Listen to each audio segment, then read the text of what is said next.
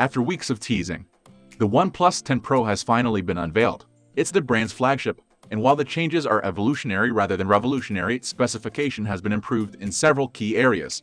With the price of the OnePlus 9 Pro likely to fall once the new model goes on sale outside China later this year, let's discover whether it's better to get a cut-price 9 or the brand new OnePlus 10 Pro.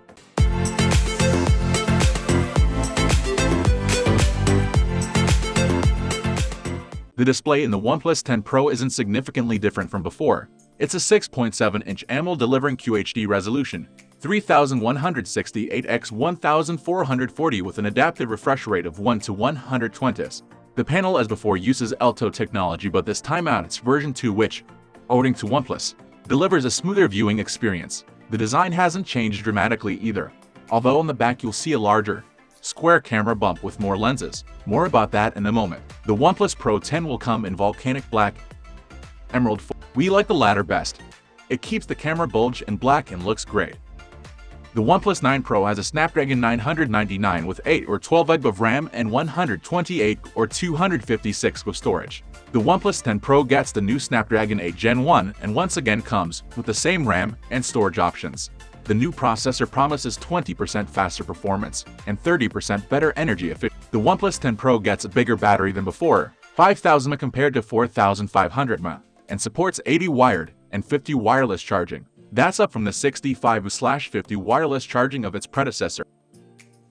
OnePlus's collaboration with camera legends Hasselblad continues with the OnePlus 10 Pro. The camera specifications are the same as before, a 48 main camera, 50 ultra-wide, and 8 telephoto with 3.3x optical zoom, but the monochrome lens of the OnePlus 9 Pro is gone. The ultra-wide lens is wider than before, with a class-leading 150-degree field of view.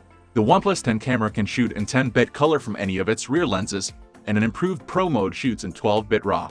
You can also shoot in RAW+, which enables you to edit the original without losing the image processing applied to it.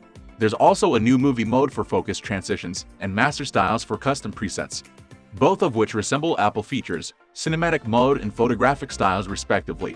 The front camera gets double the pixels, up from 15 to 32. There's a big change here.